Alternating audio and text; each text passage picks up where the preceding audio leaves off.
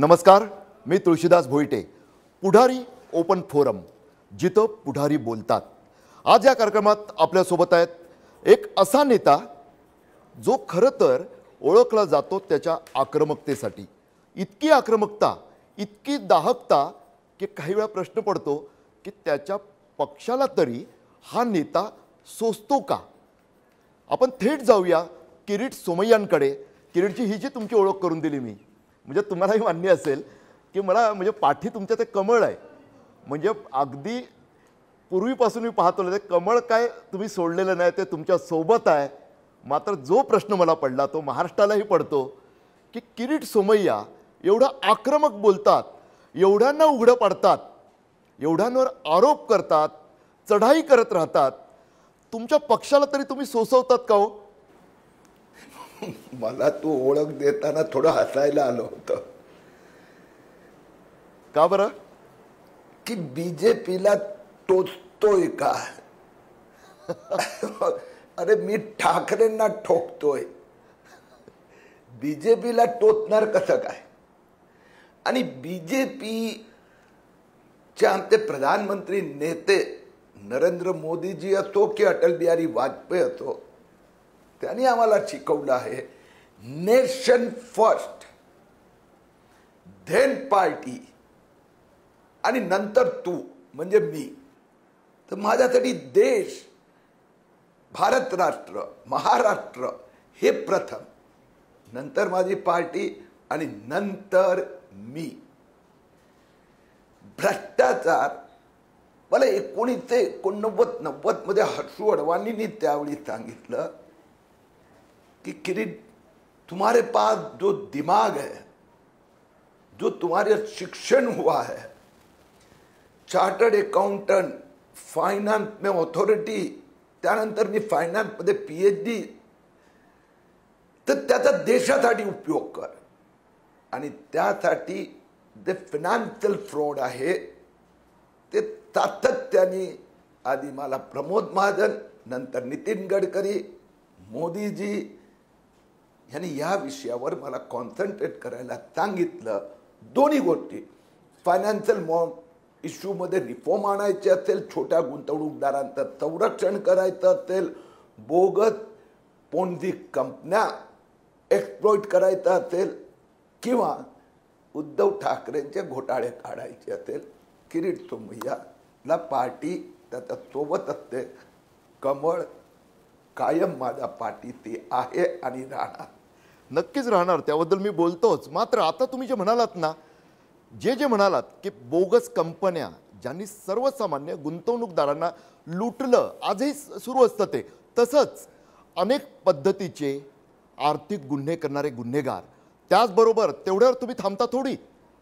विरोधी पक्षातले राजकारणी हे तर तुमचं आवडतं सॉफ्ट टार्गेट असतं. किरीटची प्रश्न हा पडतो, राजकारण म्हटलं आपल्याकडचं त्यातही तर काय असतं, बेरजेचं राजकारण. एक असं सभ्य, सुसंस्कृत, खूप प्रतिष्ठेचा वाटणारा शब्द वापरला जातो. त्यासाठी काय केलं जातं, मी तुला सांभाळतो, तू मला सांभाळ. किरीट सोमय्या काय करतात, अहो बेरीज सोडाच, तुमची तर वजाबाकी काय, भागाकारही तुम्ही करून टाकता. एवढं जे तुम्ही थेट वैर घेता, काय वाटतं त्यामागे काय? म्हणजे मिशन क्लीन इंडिया एक प्रकारे म्हणावं लागेल जे तुम्ही सांगताय त्यातून, की मोदीजींनी सांगितलं, वाजपेयींनी त्या काळात सांगितलेलं, महाजनांचं ते म्हणणं होतं. आणि सर्वात महत्त्वाचं, आजच्या पिढीला ठाऊक नसेल, त्या चेंबूरमधून जे निवडून जायचे आणि ज्येष्ठ नेते हर्षू अडवाणी यांचा तुम्ही खास उल्लेख केलात. किरीट सोमय्यांना कधी असं वाटत नाही का, अहो लोकांमधून निवडून जायचं आपल्याला, तर बेरजेचं राजकारण सुद्धा करावं, ठोकतोच आहोत, मात्र थोडंसं कुठंतरी जोडावं सुद्धा. सामान्य माणसांना जोडायचं काम करायचं आहे आणि ते मी निश्चितपणे पक्षासाठी करतो. आत्ताचं उदाहरण तर पुढे येणार तुमच्या संवादात, की जे प्रोजेक्ट एफेक्टेड पीपल म्हणजे प्रकल्प बाधितांसाठी घराच्या नावाने उद्धव ठाकरे आणि महापालिकेच्या आयुक्त इक्बाल चहलनी जो घोटाळा केला, हे one of the biggest in my life, हे मी पाहिलं आहे. म्हणजे कागदावर 5,000 कोटी रुपये ती कॉस्ट आहे, त्याला इक्बाल चहलनी 25,000 कोटी रुपये मुंबई महापालिकेचे मोजण्याचं पाप केलं, PAPचं पाप. आता तुला काय वाटतं भाऊ तुलसीदास, हा घोटाळा मी उघडकीस आणला, कॉन्ट्रॅक्टदारांनी बांधकाम सुरू केलं, तर त्यावेळी तिथली लोक अलीकडे येऊन पण माझ्यावर प्रेशर तर आणतच असेल ना, आमच्या पक्षाच्या नेत्यांवर पण प्रेशर तर आणतच असेल ना की किरीट को रोको. स्वाभाविक आहे.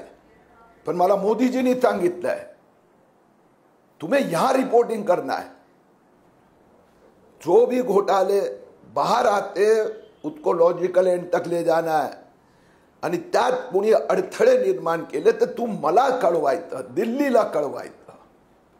म्हणून हा PAPचा घोटाळा 20,000 कोटी रुपये कुणाला म्हणतात?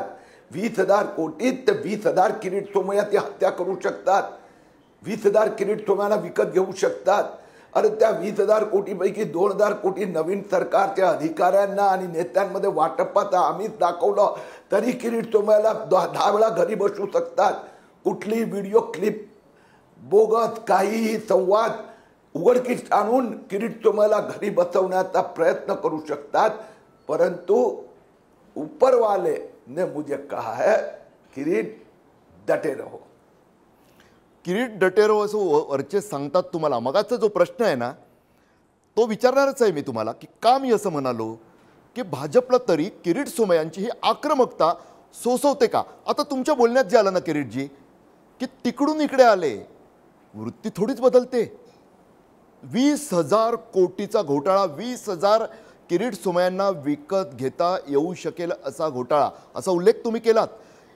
तिकडचे जेव्हा इकडे येतात लोकांना असं वाटतं ना, पण किरीटजी असं का होतं? भावना गवळी चिडीचूप, अर्जुन खोतकर चिडीचूप, इतर अनेक नावं, प्रताप सरनाईक सध्या सुखात, यशवंत जाधव सुखात. हे जे चाललेलं आहे, किशोरी पेंडेकर पण कदाचित आता त्या निर्धारानं ठाकरेंकडे असल्या, त्या जर एकनाथ शिंदेकडे आल्या तर कदाचित त्या सुद्धा सुखी होतील असंही लोक कुजबुज करतात. किरीटजी हे नेमकं असं का होतं की तिकडचे इकडे येतात, किरीट सोमय्यांना फरक पडत नाही असं तुम्ही म्हणता, मात्र त्या लोकांचे दिवस हे अच्छे दिन सुरू होतात, असं का होतंय? प्रधानमंत्री नरेंद्र मोदीजींना विकसित भारत राम राज्य आणायचं आहे आणि ते करताना जर मोदीजी दिल्लीने काही निर्णय घेतले की आपल्याला ते प्राप्त करायचं, आपल्याला 370 काढायचं आहे, आपल्याला राम जन्मभूमीवर राम मंदिर बनवायचं, उभं करायचं आहे, आपल्याला अंग्रेजाचे गुलामीतून मुक्त व्हायचं आहे, ते कायदे बदलायचे आहेत, तर त्यासाठी त्यांना असं वाटत असेल की भ्रष्टाचार मुक्त भारत करायचं असेल, भ्रष्टाचार मुक्त महाराष्ट्र करायचं असेल तर थोडे थोडे छोटे छोटे कॉम्प्रोमाइज करावे लागणार, किंवा इथे आल्यानंतर कुठलाही भ्रष्टाचार चालणार नाही, सहन केला जाणार नाही. अशा प्रकाराने महाराष्ट्रात ही स्थिती झाली नसती. आम्ही तर मैदानातच होतो. परंतु ते उद्धव ठाकरे आणि त्यांची उद्धत ठाकरे सेना त्यांनी ज्या प्रकाराने कोविडमध्ये कहर माजवला, त्यामुळे मुंबईत सगळ्यात जास्त मृत्यू झाले आणि ते दडपले गेले आकडे. कोविडमध्ये एवढे पैसे खाल्ले, रेमडेसिवीर चोरला, ऑक्सिजन चोरला, कोविड कफन चोरले, हॉस्पिटलचे खाटा चोरले. त्यामुळे मोदीजी किंवा दिल्लीने असा निर्णय घेतला की थोडं कॉम्प्रोमाइज करून पुढे जाऊया. तर मी जसं आपल्याला सांगितलं, मी कमळचा सैनिक आहे, भारत मातेचा सैनिक आणि भारतीय जनता पार्टीचा कार्यकर्ता. माझ्यापेक्षा त्यांच्यावर जबाबदारी मोठी आहे, ते मोठे आहेत, त्यांना जास्त समजते, म्हणून त्यांनी जर मला सांगितलं. पण एक गोष्ट पुन्हा एकदा सांगतो, मला कुठलीही तक्रार मागे घेण्यासाठी आजपर्यंत सांगण्यात आलेलं नाही. ज्यांच्या विरोधात इन्व्हेस्टिगेशन सुरू झालं, कोर्टात ज्युडिशरी प्रक्रिया सुरू झाली, ती कुठली मागे घेतली जाऊ शकत नाही. आता त्यानंतर त्यातले काही हिते आले असतील आणि जर हिते परत गोंधळ करायचा प्रयत्न केला तर ते मोदीजींना मान्य नाही, हेही मी स्पष्ट करतो. त्याचबरोबर मी तुला जो सांगत होता तो PAPचा किस्सा, 20,000 कोटीचा घोटाळा, की तिथले कॉन्ट्रॅक्टर, तिथले लॉबीस्ट, नवीन सरकार आले म्हणून नवीन सरकारचा अधिकाऱ्यांची नेत्यांची दुडवादुडव करत आहे. मी सांगतो करत आहे. त्याचा तिथला पॉलिटिशियनचा जो पर्सेंटेज होता ते इथल्या पॉलिटिशियनना ऑफर करतात.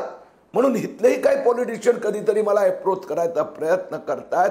मी त्याने एका वाक्यात सांगतो, तो प्रमोद रांका जो महाबदमाश झालेला आहे, तो चोरडिया, छोटा चोरडिया, सिंगापूर केमेन आयलंड मधून पैसे आणतात, यांना आम्ही सोडणार नाही. यांच्या नादी लागू नका.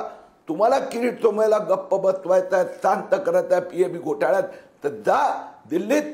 आमचे नेते जे सांगणार ते मी मान्य करणार.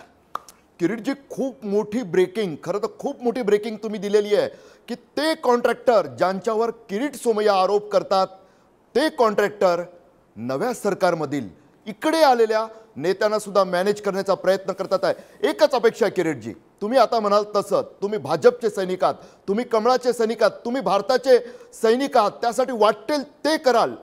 अपेक्षा एकच आहे, नावं घ्या त्या राजकारण्यांची.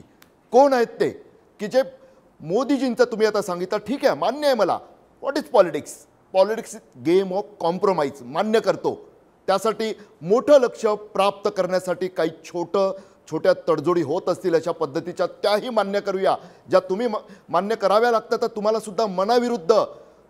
परंतु ही जी माणसं आहेत की ज्यांना इकडे आल्यानंतर तुम्ही स्वच्छ राहायचं आहे असं बजावलं गेलंय असं तुम्ही सांगता, तरी सुद्धा त्या कॉन्ट्रॅक्टरच्या प्रभावाखाली ते येऊ शकतात. आधीच त्यांच्यासाठी अलर्ट जारी करा. त्यांची नावं घ्या किरीटजी. मी आणखीन एक वाक्य वाढवतो. फक्त इकडे आलेले नाही, इकडचे पण काही लोकांना बिघडवण्याचा प्रयत्न हे कॉन्ट्रॅक्टर करत असतात, लॉबिस्ट करत असतात. मला जसं कळते की त्यांनी हा भाजप नेत्यांना गंडवण्याचा प्रयत्न करतात, त्या नेत्यांना हात जोडून मी विनंती करत असतो की भाऊ प्लीज माझा कामात मध्ये येऊ नको.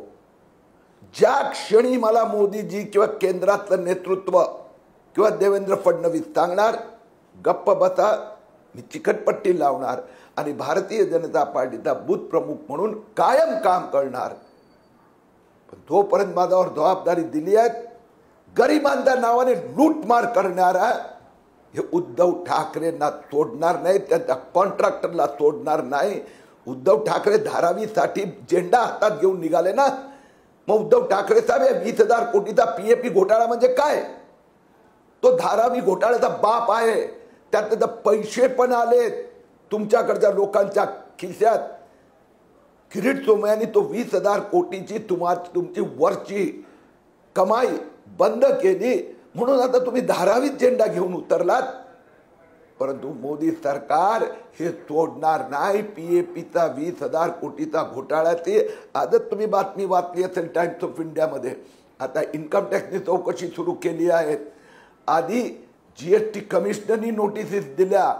ईडीकडे पण मी जाऊन तक्रार केली आहे की यात पैसा जो आला आहे तो भारतातून अमेरिकेला गेला, अमेरिकेतून लंडनला गेला, लंडनहून केमेन आयलंडच्या टॅक्स हेवन मध्ये गेला, तिथल्या बोगस सेल कंपन्यामधून सिंगापूरला गेला, सिंगापूरहून पुण्यात गेला, पुण्यातून चोरडियाच्या अकाउंट मध्ये गेला.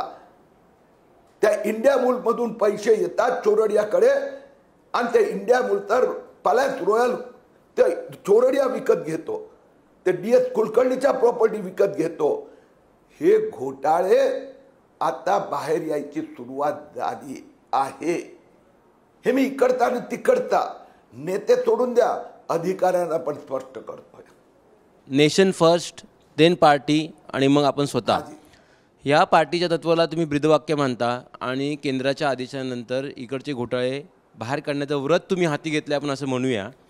पण एखादा घोटाळा बाहेर काढल्यानंतर केंद्राने सांगितलं की बाबा तो आपल्या पार्टीमध्ये येणार आहे, पार्टीमध्ये आल्यानंतर तो पुन्हा भ्रष्टाचार करणार नाही.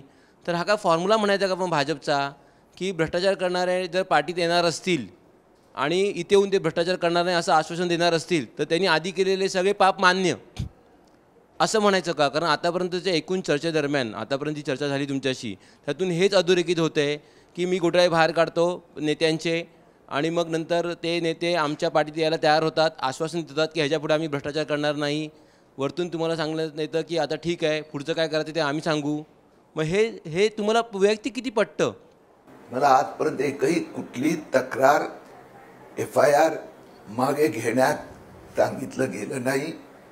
कुठली इन्क्वायरी इन्व्हेस्टिगेशन ॲक्शन थांबलेलं नाही.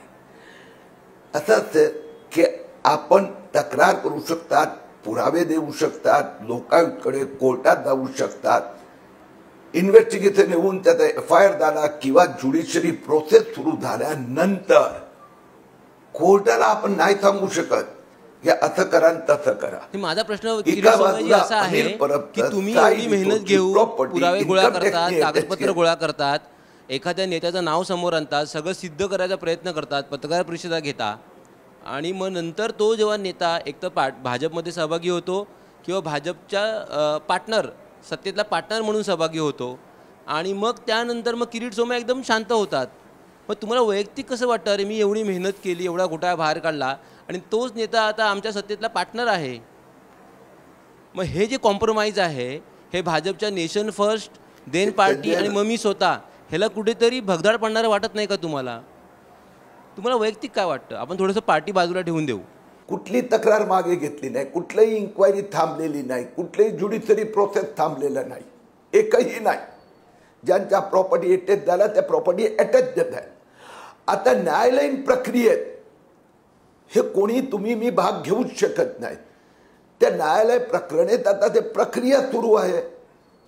कुठलीही तक्रार, कुठलीही प्रॉपर्टी डिटेच झालेली नाही, कुठली कंप्लेंट मी मागे घेतली नाही.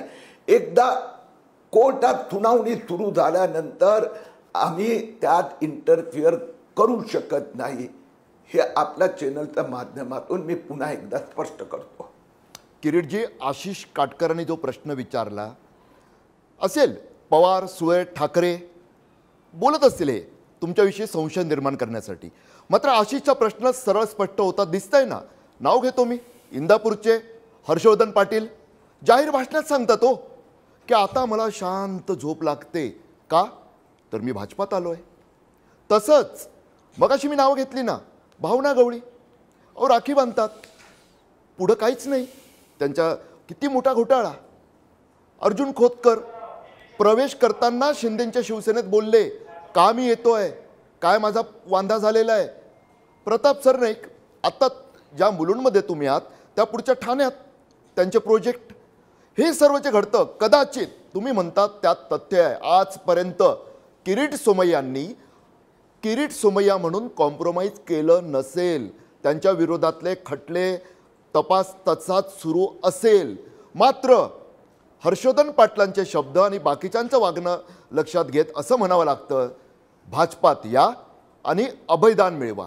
इन्कम टॅक्सची, GSTची अभयदान स्कीम येते तशी ही भाजपात या आणि सुरक्षित व्हा अशी अभयदान स्कीम वाटत नाही का? हेच त्यांना विचारायचं आहे. यात कुठच्याही राजकीय नेत्याच्या मनातलं आम्हाला इथं त्यांच्या बोलायचं नाही आहे. लोकांच्या मनात हा प्रश्न आहे किरीटजी.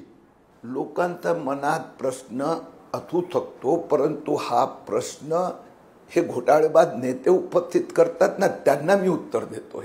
हो की मी पुन्हा एकदा सांगतो, तुम्ही जेवढी नावं घेतली किंवा आणखीन काय असेल, कुठलाही खटला त्यांच्या विरोधात जो झाला असेल त्याचा पुढेच गेलेला आहे, कुठे मागे नाही घेतले. त्यांच्या प्रॉपर्टी अटॅच झालेला कुठलाही रिलीज झालेला नाही.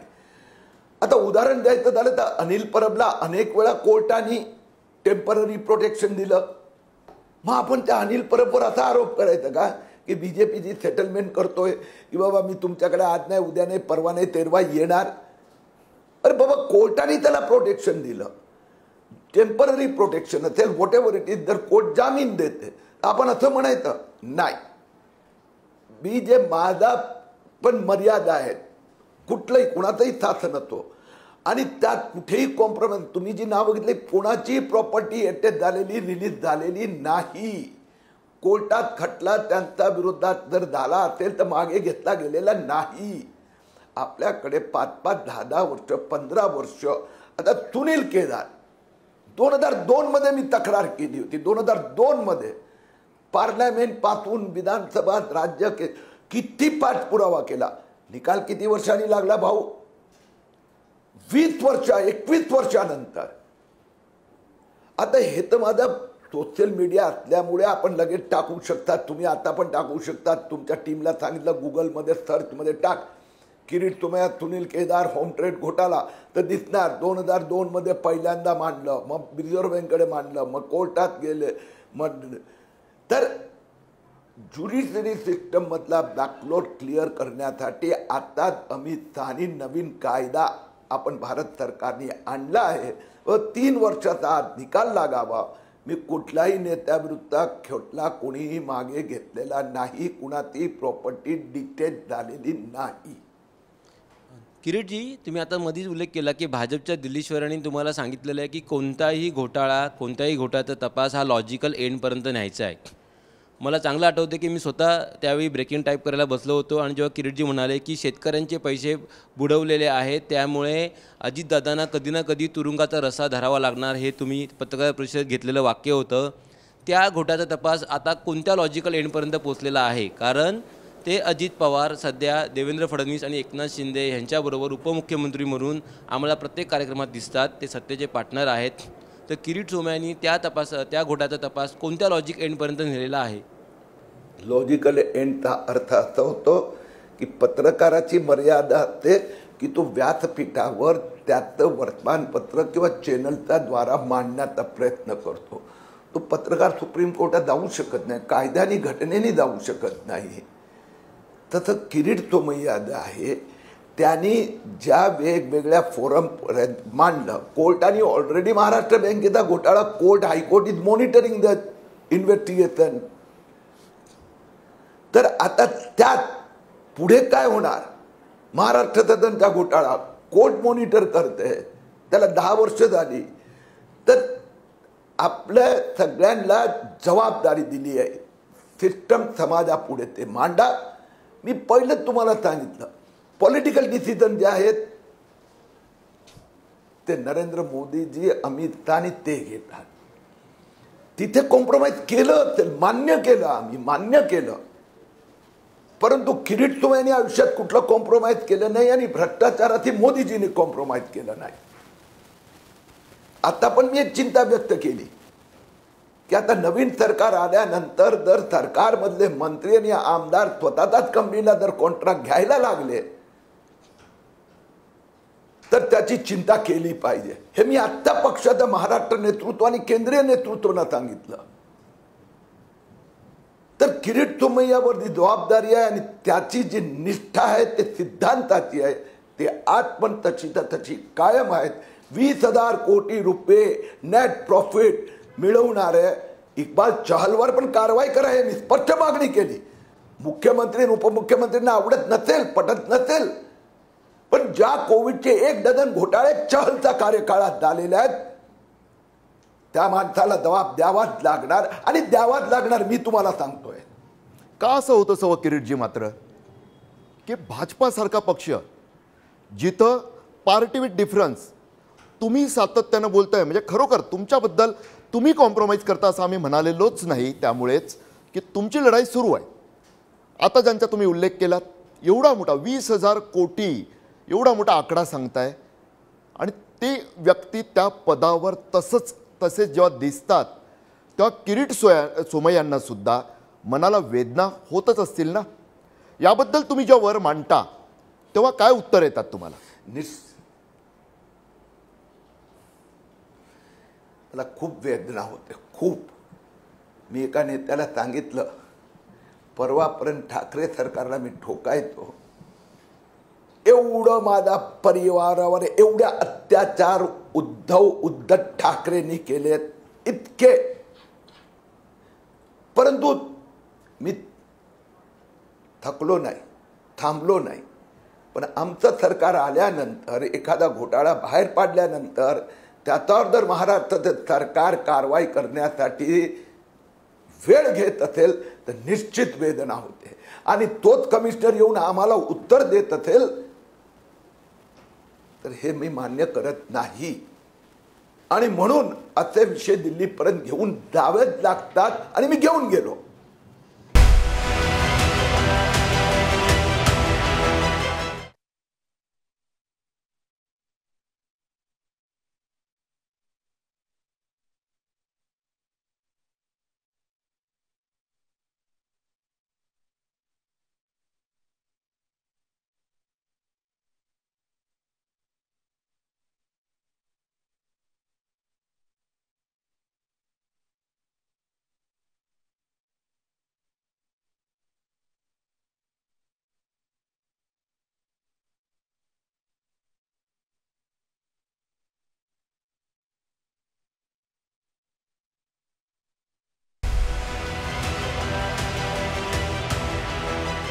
किरीट सोमय्या जे आरोप करतात त्यात सर्वात मोठं नाव असतं ते ठाकरेंचं.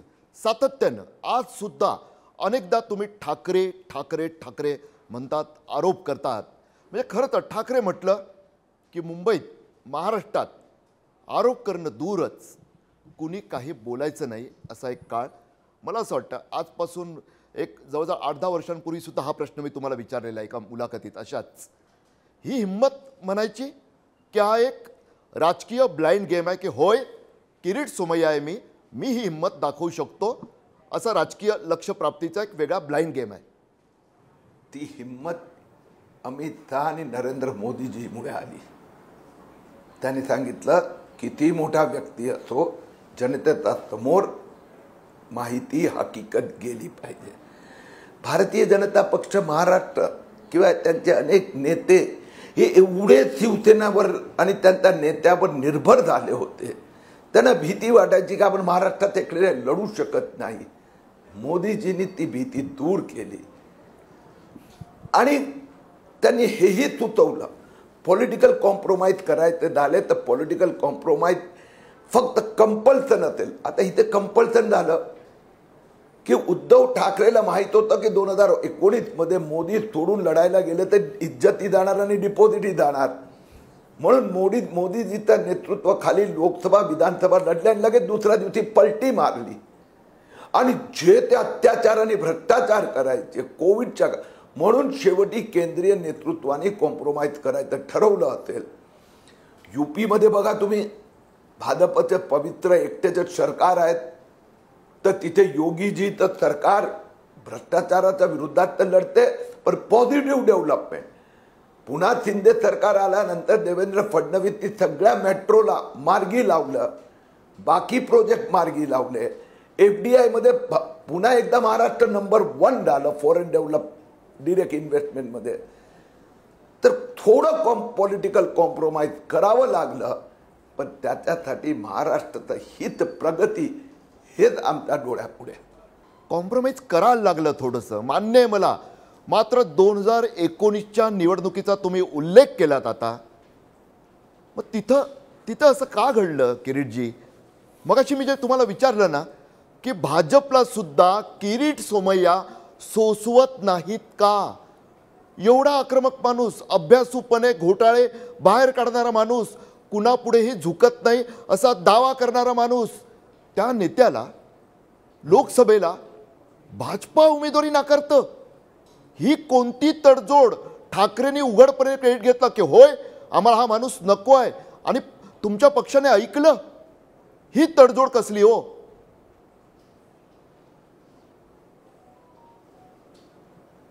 याला तडजोड म्हणतात ना, याला तडजोड म्हणतात. आता तो किस्सा परत एकदा रिपीट करतो. मला आठवते 2019 मध्ये अमित शहा भाजपा शिवसेना युती फायनल करण्यासाठी आले. एअरपोर्टवरून उतरले, मातोश्रीमध्ये गेले.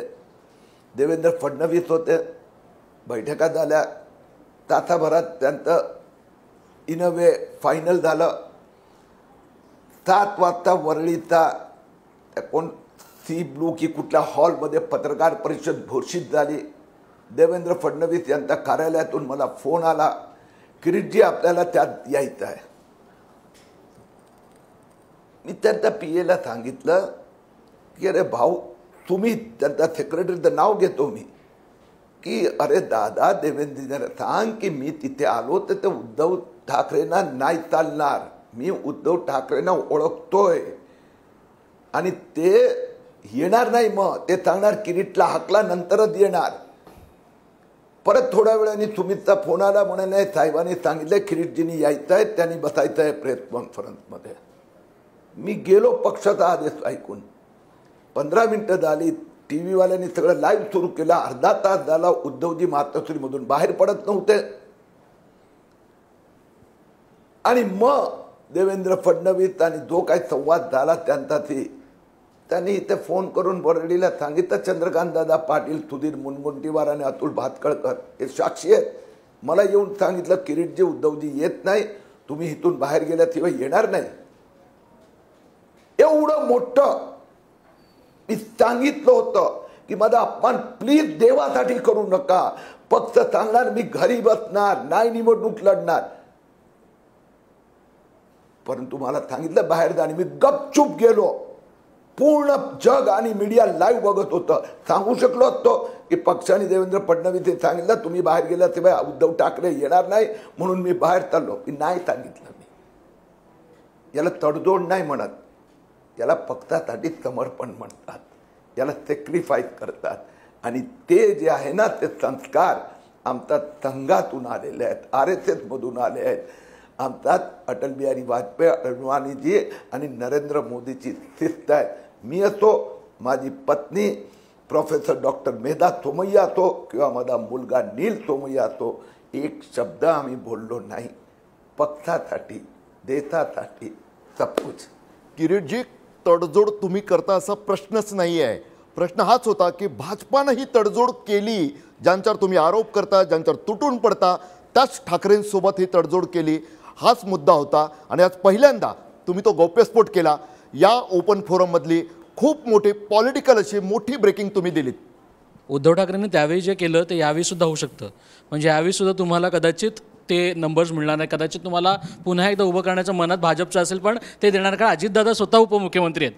तर ह्याला फेस करणं असेल का? कारण तुमचा स्वतःचा मुलगा नगरसेवक आहे, त्याचं कुठे ना कुठे पॉलिटिकल अफिलिएशन आहे, त्याचं कुठे ना कुठे पुढे जाणं आहे, काहीतरी भावना असेल परिवाराची, काहीतरी पुढे जाणं असेल परिवाराचं. हे प्रत्येक ठिकाणी जर आपण मागे राहिलो तर मग त्याला कसं तुम्ही फेस करणार आहात? हे गेले 3 वर्षात जे आम्ही सहन केलं आहे ना, हे देव असं कुणावर आणू नको परिस्थिती.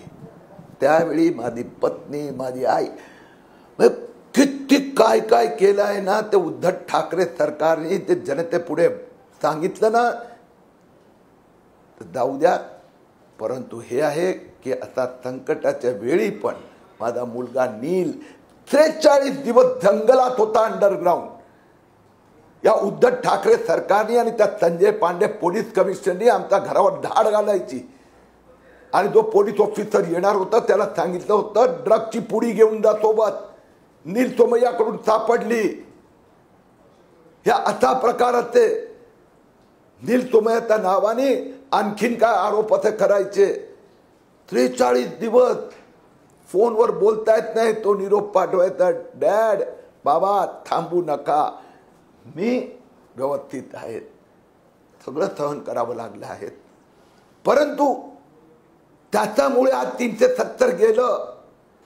त्याच्यामुळे राम मंदिर 550 वर्षांनंतर तिथे पुन्हा रामाचं मंदिर होत आहे. आता हजारो किरीट सोमय्यांनी बलिदान दिलं आहे भारतीय जनता पक्षासाठी.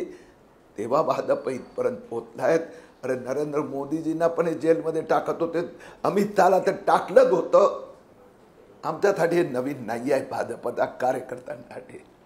आता तर तुम्हाला निवडणूक लढवू नका असं सांगणारे ठाकरे भाजपसोबत नाही आहेत. मग आता येणाऱ्या लोकसभा निवडणुकीमध्ये किरीट सोमय्या आम्हाला उमेदवार म्हणून पाहायला मिळतील? कारण वेळप्रसंगी तुम्ही सॅक्रिफाईस केलेले आहे आणि आता त्याचं बक्षीस देण्याची वेळ आलेली आहे. किरीट सोमय्याची तुम्ही केलेल्या त्यागाचं तुम्हाला बक्षीस मिळणार आहे आता यंदाच्या निवडणुकीत. बक्षीस शब्द आणि त्याग, बक्षीस आणि समर्पण हे एकमेकांचा विरोधाभासी शब्द आहे. संस्कार पण विरोधाभासी आहेत. मला आता मी ते लोकसभा निवडणूक त्याचा पलीकडे गेलो. आज मला जे महाराष्ट्राचा जनतेचा हृदयात जे स्थान मिळालं आहे ना, कोणत्याही गावात गेलो तरी लोक हे म्हणतात एक एक याचा रिअल में डेडिकेटेड सैनिक आहे.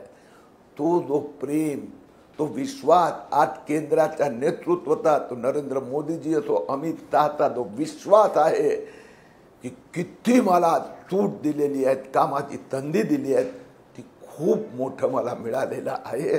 कुठले तरी खासदार, सोमाजी तेच आहे ना, मंत्री, म्हणजे तुम्ही मला सत्तेत नसताना सुद्धा तुमची यंत्रणा राबवून एवढे सगळे घोटाळे बाहेर काढता.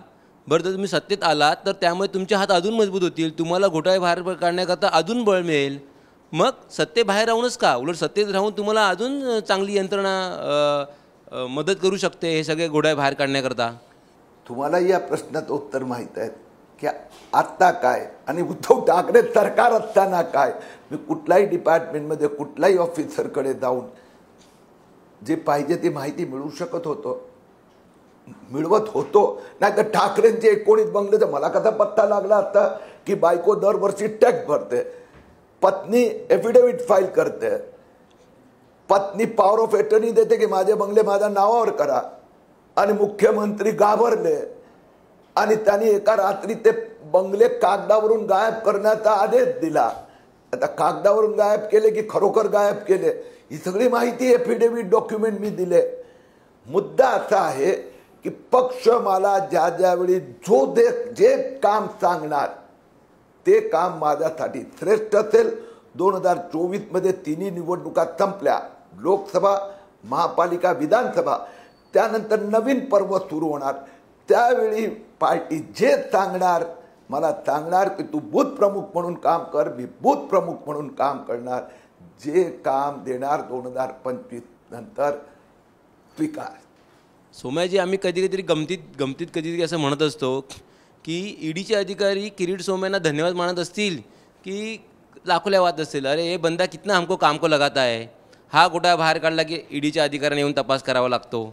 ओके, तर ते महाराष्ट्राला पडलेलं कोड आहे. अशी कोणती यंत्रणा आहे किरीट सोमय्यांकडे की जी ईडीपेक्षा पण फास्ट आहे, ईडीपेक्षा पण जास्त इफेक्टिव्ह आहे, की ज्यामुळे ईडीच्या माणसांना चला कामाला लागा, आज हा घोटाळा बाहेर काढला, कामाला लागा. देशात आहे ना, समाजात, महाराष्ट्रात पण प्रत्येक ठिकाणी चांगली व्यक्ती आहे, पत्रकारांमध्ये पण आहे. आज सकाळचं तुम्ही टाइम्स ऑफ इंडिया त्यात हे PAPच्या क्रेडिट नोट संबंधी विजय सिंग या पत्रकारांनी खूप चांगली डिटेलमध्ये न्यूज दिली आहे, स्टोरी दिली आहे. मी विजय सिंगला दिलेली ना माहिती, निश्चित मी अनेक पत्रकारांना दिली, पण विजय सिंग ज्या जिद्दीने जेवढा खोलमध्ये जाऊन त्यांनी लिहिलं आहे ना, त्यात महाराष्ट्रात जो आहे ना, जो चीफ सेक्रेटरी बसला आहे त्याला पण त्याची दखल छाक मारत घ्यावी लागणार. आणि municipal commissioner administrator Iqbal Chahal त्याच्याही तोंडाला आज फेस तुटले असेल. म्हणजे पत्रकार असतो, अधिकारी असतो, छोटे कर्मचारी असतो, चार्टर्ड अकाउंटंट असतो, लॉयर असतो. मी तुला आणखीन एक उदाहरण देतो. ह्याच क्रेडिट नोटचा घोटाळा संबंधी एक दुसरे एक बिल्डर आहेत, ते एकदा मला काही कामानिमित्ताने भेटायला आले 1-2 महिन्यापूर्वी. त्यांनी मला सांगितलं, मेरा सोलिसिटर बता रहा था, अरे ये क्रेडिट नोट का घोटाला कैसे किरीट सोमय्या ने निकाला, इतना फुल प्रूफ है, इल्लीगल करन्सी चहल ने सुरू की है. तर समाजातले प्रत्येक घटक, फक्त एकच गोष्ट आहे, सामान्य माणूस पण माहिती देतो, पण त्या माहितीचा चांगल्या रीतीने वापर केला पाहिजे. त्या माहितीच्या आधारावर जर किरीट सोमय्या ज्या दिवशी सेटिंग करणार, ज्या दिवशी तो एक्सटर्शन सुरू करणार, जमिनीचा खाली जाणार. म्हणून माहिती सगळ्या ठिकाणी मिळते. आमचं कमिटमेंट आहे, माझं फॅमिली माझा मागे आहेत, आणि माझं मोदी सरकार, नरेंद्र मोदीजीचे आशीर्वाद आहे की सच के लिए, सत्य के लिए संघर्ष करो. किरीट सोमय्याजी, तुम्ही आता जे म्हणालात ते त्यामुळे ओव्हरऑल सगळ्या सरकारी यंत्रणांची उदासीनता चव्हाट्यावर येते, अशी माहिती तर त्यांच्यापर्यंत पण जाते, पण ते त्यामध्ये इनिशिएटिव्ह घेत नाहीत की चौकशी करण्यासंदर्भात, ह्या सगळ्या संदर्भात. ओके, आता 10 वर्ष तर आपलं सरकार आहे, तर ह्या सरकारी यंत्रणांना कामाला लावण्याकरता काय पुढचा काय तुम्ही पाठपुरावा करताय की नाही करताय? तर किती दिवस किरीट सोमय्या सगळे घोटाळे बाहेर काढत राहणार? मी तुम्हाला ताजं उदाहरण देतोय ना की खिचडी घोटाळा आहे. त्या खिचडी घोटाळ्याची FIR होण्यासाठी पण खूप संघर्ष करावा लागला, खूप करावा लागला मला. आमचं सरकार आहे ना, तरीही करावा लागतो पाठपुरावा. कारण कसं असतं, आळशीपणा नाहीये प्रशासनाचा. आळशीपणापेक्षा जास्त भ्रष्टाचार आहे, किकबॅक आहे, ऑब्लिगेशन्स आहे. तसंच मी तुम्हाला सांगितलं, पॉलिटिकल कॉम्प्रोमाइज करणाऱ्या, पॉलिटिकल कॉम्प्रोमाइज पार्टीसाठी करणं वेगळा विषय आहे, पण पॉलिटिशियन पैसेसाठी कॉम्प्रोमाइज करतात हे मला पटत नाही. तर ह्या अनेक घोटाळ्याचा पाठपुरावा असं लक्षात येते की सध्याच्या सरकारमधले काय अधिकारी आणि सध्याच्या सरकारमधले काही पॉलिटिशियन त्यात गती येऊ नये त्या तपासाला, त्यासाठी धडपड करत असतात. त्यावेळी मला थोडी जास्त मेहनत करावी लागते. खिचडी घोटाळा आत्ता तर मी सांगतो, आज पण मी इकॉनॉमिक ऑफेन्स विंग मुंबई पोलीसमध्ये जाणार आहेत. कशासाठी? की ते राहुल गोम्स ओ कन्सल्टन्सी मुलुंड आणि दहिसरचा जे कोविड सेंटर बांधलं ते 12-12 कोटी रुपये बांधलं आणि त्या इक्बाल चहलनी त्याला 2 कोविड सेंटरचे 212 कोटी रुपये दिले. अजूनपर्यंत मुंबई पोलीस FIR नोंदवत नाहीये. इन्कम टॅक्स, ईडी सगळ्यांचं इंट्रोगेशन, इन्व्हेस्टिगेशन जवळजवळ पूर्ण झालेलं आहे. तर त्यावेळी त्या मुंबई पोलिसांना जाऊन सांगावं लागतंय की भाऊ रजिस्टर कर लवकर FIR. ज्यांनी कोविडच्या नावाने लुटलाय तो तिथला असतो, इथला असतो, वर्तमान असतो, भूतकाळ असतो, तोडायचा नाही. धडपड त्यासाठी करावी लागते. किरीटजी, महाविकास आघाडीच्या काळामध्ये तुम्ही सतत नवनवीन घोटाळे बाहेर काढत होतात, परंतु सत्ता परिवर्तन झाल्यानंतर लगेचच ही जी नवनवीन घोटाळे बाहेर येण्याची जी मालिका आहे आपल्याला थांबलेली दिसते आहे. तर असं का होतं आहे? अरे हे आमचं कौतुक करतायत, म्हणजे याचा अर्थ असा की नवीन सरकारच्या काळात भ्रष्टाचार घोटाळ्याचं प्रमाण कमी झालं आहे. पण जर मला कुठे दिसलं तर मी निश्चित ते योग्य व्यासपीठवर मांडतो. मला आठवते एका पत्रकार परिषदेत पुढारीचा आपला एका रिपोर्टरने मला प्रश्न विचारला होता की आता काहीतरी 20-25 दिवसापूर्वी की एका मंत्र्यांचा फर्मला कॉन्ट्रॅक्ट, सरकारी कॉन्ट्रॅक्ट दिला गेला आणि त्यात भाजपचा आमदार पण सहभागी आहे. तर त्या विषयाची दखल घेऊन मी महाराष्ट्र आणि केंद्र दोन्ही ठिकाणी हा विषय मांडला की शिंदे सरकारमध्ये कोणत्याही मंत्रींनी स्वतः किंवा स्वतः परिवाराचा कंपनीला कॉन्ट्रॅक्ट घेऊ नये, देऊ नये. देवेंद्र फडणवीसनी हा कठोर निर्णय घ्यायला लावावा की भाजपचा आमदार किंवा मंत्री असेल त्यांनी स्वतःचा सरकारचा कुठलाही कॉन्ट्रॅक्ट किमान तो आमदार आणि मंत्री आहे तोपर्यंत घेऊ नये. दुसरी गोष्ट 17 असे इश्यूज आहेत ज्याचा पाठपुरावा कंटिन्यूअस करायची, कन्क्लुडिंग ॲक्शन पर्यंत गरज आहे. ती यादी मी देवेंद्र फडणवीस आणि केंद्र सरकार दोघांकडे दिलेली आहे. त्याचा पाठपुरावा चालू आहे. माझ्या लक्षात PAP घोटाळा आला. तो घोटाळा उद्धव ठाकरे सरकारने सुरू केल्यानंतर इक्बाल चहलनी एकनाथ शिंदे, देवेंद्र फडणवीसला फसवण्याचा प्रयत्न केला. त्यांनी त्याच घोटाळ्याचे 20,000 घरांचे कॉन्ट्रॅक्ट नवीन सरकार आल्यानंतर देण्याचा प्रयत्न केला. तो फाईल घेऊन CM-DCM कडे गेला. तिथून त्यांना पटवण्याचा प्रयत्न केला. दोघांनी सांगितलं किरीट जी ने हमें जो नोट्स भेजी है इसकी पहले जांच होगी, बाद में ये फाइल आगे जाएगी. तो घोटाळे तर नवीन सरकारच्या काळात पण ते भ्रष्ट अधिकारी आणि बदमाश कॉन्ट्रॅक्टर करायचा प्रयत्न करतायत. मी तुम्हाला स्पष्ट सांगितलं की तो प्रमोद राका घाटकोपरचा सॉलिटेअर ग्रुपचा किरीटजी, हे मगाशीही तुम्ही सांगितलं. किरीटजी थोडं थांबवतो. मला इंटरेस्ट आणि महाराष्ट्राला इंटरेस्ट यात आहे भाजपचा तो आमदार कोण. ज्या पद्धतीने किरीट सोमय्या कुणाचीही पर्वा न करता उघडपणे काय ठाकरे आणि काय पवार आणि काय सुळे आणि आणखी कोण सर्वांची नावं उघडपणे घेतात. किरीट सोमय्यांनी ओपन फोरममध्ये उघडपणे आज सांगावं भाजपाचा तो आमदार कोण आहे जो स्वतःच्या कंपनीसाठी राज्य सरकारची कंत्राटं मिळवण्याचा प्रयत्न करतो. कृपया सांगाच तुम्ही. हे आहे ना, महाराष्ट्रात कित्येक वर्षापासून सुरू झालेले आहेत. आमदार स्वतःच्या नावाने स्वतःच्या परिवाराच्या कंपन्या, मंत्री पण उघडतात आणि कॉन्ट्रॅक्ट घेतात. माझी अपेक्षा अशी आहे की शिंदे फडणवीस सरकार असताना आता अजित पवार आले त्यात, तर पूर्वी काय केलं, त्याचे भ्रष्टाचार काढले, त्याच्यावर चौकशी ज्युडिशरी प्रोसेस सुरू आहे. पण या लोकांनी आता नवीन सरकार आल्यानंतर काय स्वतःची आचारसंहिता तयार केली पाहिजे. आमदार एक असो की अनक असो की खासदार असो. मला तुमचा पत्रकारांनी प्रश्न विचारला होता, तुमच्या रिपोर्टरनी, त्यावेळी मी जाहीर पत्रकार परिषदेत ते उत्तर दिलं. माझ्या समोर नाव आलं, ते फक्त एक नाव कशाला, कोणीही असो, ही आचारसंहिता पाळली पाहिजे असं माझं स्पष्टपणे आपल्या फोरमद्वारा देवेंद्र फडणवीस आणि एकनाथ शिंदेंना, अजित पवारांना नम्र विनंती आहे. किरीटजी, एक प्रश्न विचारायचा होता. संपूर्ण चर्चेमध्ये तुम्ही एक गोष्ट सातत्याने म्हणतायत की केंद्राशी पाठपुरावा करून मग राज्य सरकार ॲक्शन घेताना दिसतंय वगैरे. मग राज्य सरकार म्हणजे राज्याचं सरकार म्हणून स्वतःहून काही पावलं उचलताना दिसतंय की नाही? एक कधी अडचण असते की त्या आपण पण थोडी समजून घ्यावी लागणार की नवीन घोटाळे होण्यापूर्वी थांबवण्याचा प्रयत्न होतो. ते करायला हवा, ते करतो. घोटाळे नसेल परंतु आचारसंहिता पाळली जात. परंतु जे जुने घोटाळे झाले आहेत, तर जे जुने घोटाळे झाले ते त्याच अधिकाऱ्यांनी केलेले आहेत, जे अधिकारी आता पण त्या पदावरच आहेत. दुसरी गोष्ट की त्यावेळी वर्तमान सरकारमधले पण मंत्री काही तिथे असेल, त्यामुळे त्याच्या विरोधात लढण्यात थोडा वेळ लागतो.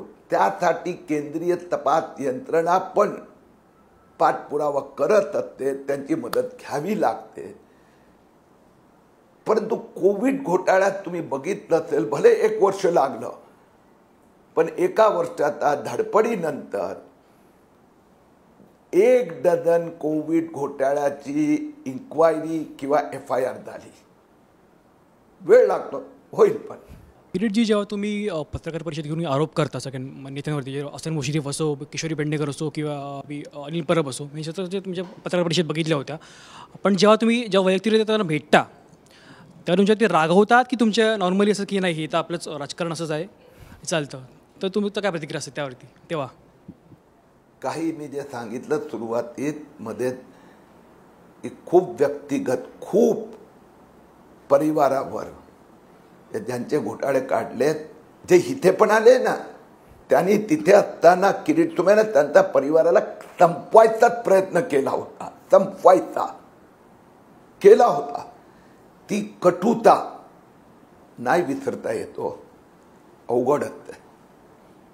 आता इथे आलेल्यांमध्ये पण ती कटुता विसरणं अवघड आहे.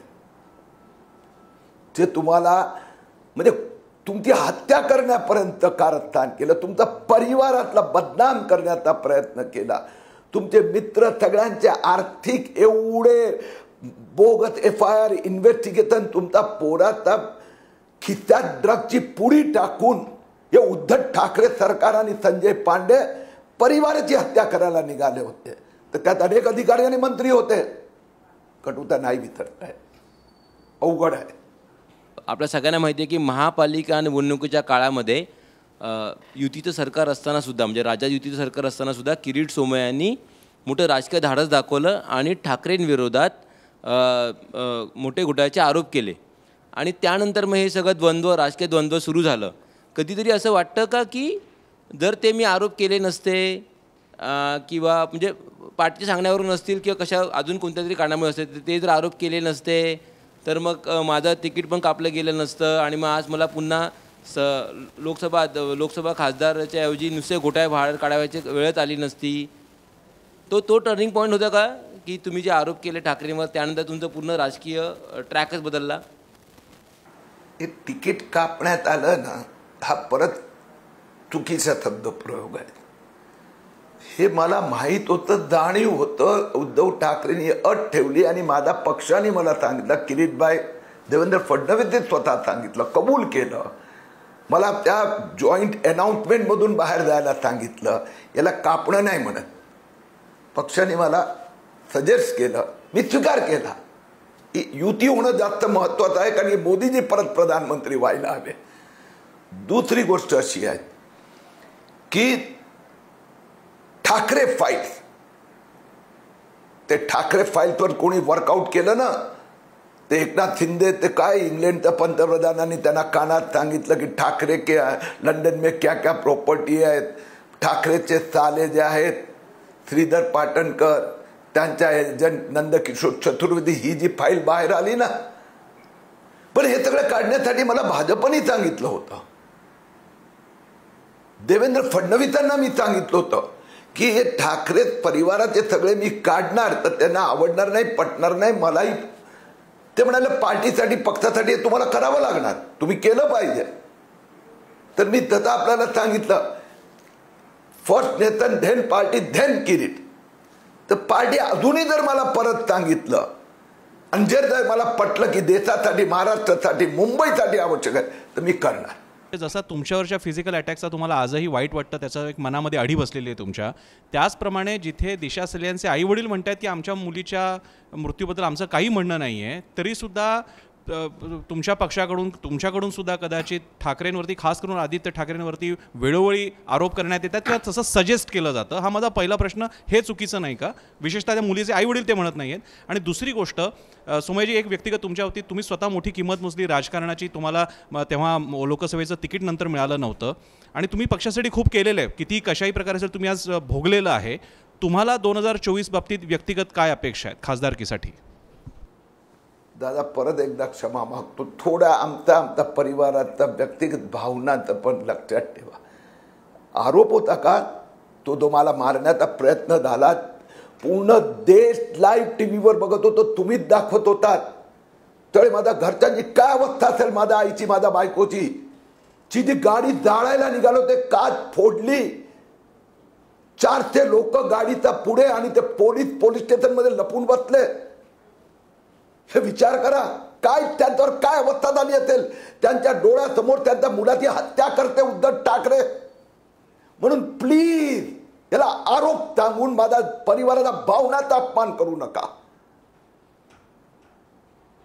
2 गोष्टी वेगळ्या आहेत. याला तर उद्धव ठाकरेला मी आयुष्यात माझा परिवार कधी माफ करू शकणार नाही. हत्यार आहेत, 3दा हत्या करण्याचा प्रयत्न झाला, 3दा. तुम्ही राजकारणात जे बाकी करायचं ते करा. 2024 नंतर माझी अपेक्षा एवढीच आहे, फिर एक बार मोदी सरकार, ज्याच्यामुळे आज देश एवढा पुढे गेला आहे. 370 रद्द झाला आहे, राम राज्याभिषेक होणार आहेत आणि आता आपल्याला बचाव हुआ काश्मीर हो, समान नागरिक कानून हो, लांबून चालन बंद करून जगात 3री आर्थिक महासत्ता, हीच माझी अभिलाषा. आणि मुंबई महापालिकेचे जे भ्रष्ट अधिकारी, भ्रष्ट कॉन्ट्रॅक्टर आणि भ्रष्ट शासक होते, त्यापासून मुंबईकरांना मुक्त करणं, फिर एक बार शिंदे सरकार महाराष्ट्र में लाना है, हीच माझी अभिलाषा. किरीटजी, वेळ संपलाय खरं तर, तरीसुद्धा पहिला प्रश्न ठाकरेंपासून सुरू झाला, पहिलं उत्तर ठाकरेंबद्दलचंच होतं. शेवटचा प्रश्नसुद्धा मला तोच विचारायचा आहे. सारखा तुम्ही म्हणताय 2024 फिर एक बार मोदी सरकार. मगाशी तुम्ही म्हणालात, मी सुद्धा म्हणालो की पॉलिटिक्स, कॉम्प्रोमाइज पॉलिटिक्स महाराष्ट्रात सुरू असतं, करावं लागतं, पक्षाचं ऐकावं लागतं. 2024च्या लोकसभा विधानसभा निवडणुकांपूर्वी जर पक्षाला असं वाटलं की जे लक्ष्य आहे, मोठं लक्ष्य, ते साध्य करण्यासाठी पुन्हा एकदा ठाकरे आपल्या सोबत असावेत, तर किरीट सोमय्या काय करणार? मी नरेंद्र मोदीजींना खूप जवळून पाहिलं आहेत. ते देशासाठी, महाराष्ट्रासाठी तो निर्णय घेणार, तो योग्य असेल. परंतु मला हे पण खात्री आहे की ज्यांनी हिंदुत्वाला दगा दिला, पाठीवर वार केला, बाळासाहेब ठाकरेच्या हिंदुत्वाची यांनी समझोता केला, त्याला नरेंद्र मोदीजी कधी क्षमा करणार? त्यांनी मला काम दिलं होतं, मला माझी हत्या करण्याचा उद्धव ठाकरेंनी कटकारस्थान केलं, त्याला मोदीजी माफ करणार हे मला कधीही वाटत नाही. किरीटजी, तुम्ही खूप काही बोललात. खरं तर प्रश्न हा सुद्धा येतो, ज्यांनी 3 वेळा हत्यांचा प्रयत्न केला तुमचा, एकदाही एकाही FIR मध्ये गल्ली ते दिल्ली तुमची सत्ता असताना नाव का येऊ शकलं नाही? हा प्रश्न विचाराचा भाग आहे, विचारणं. कारण आता महाराष्ट्राच्या मनात याचं उत्तर शोधण्याचा प्रयत्न सुरूच राहील आणि पुढारी न्यूज हे उत्तर तुमच्याकडून मिळवणं कर्तव्य समजतो. का एकाही FIR-मध्ये ठाकरेंचं नाव सूत्रधार किंवा आणखी काही म्हणून का नाही आहे? माहीत नाही. याचं उत्तर देवेंद्र फडणवीस अधिक चांगल्या रीतीने देऊ शकणार, कारण की ते गृहमंत्री आहे, उपमुख्यमंत्री आहे. कारण की पुण्याच्या हल्ल्याचं पण FIR झाला, खारचा हल्ल्याचा पण FIR झाला. त्याची प्रगती काय झाली? मी माझा स्वतःवर झालेला हल्ल्याचा प्रगतीचा पाठपुरावा करणं योग्य नाही. याच्यात कोण कोण होते? तो कोविड घोटाळ्यातला बाळा चव्हाणचा काय रोल होता? अनिल परब आणि पोलीस अधिकाऱ्यांचा खार पोलीस स्टेशनचा त्यावेळीचा इन्स्पेक्टरचा काय संवाद होता? हे देवेंद्र फडणवीसच व्यवस्थित सांगू शकणार. नमस्कार, जय हिंद, जय महाराष्ट्र. किरीट सोमय्या बऱ्यापैकी बेधडकपणे बोललेत. ओपन फोरम मोकळेपणा बोलण्याचाच कार्यक्रम आहे, परंतु त्यांनी स्वतः सांगितलं ना की राजकारण हा तडजोडींचा खेळ आहे. मी त्यांना विचारलं तेव्हा स्वाभाविकच पक्षाकडे बोट दाखवत का होईना मोठं लक्ष शब्द त्यांनी वापरला. त्यासाठी काही तडजोडी कराव्या लागतात.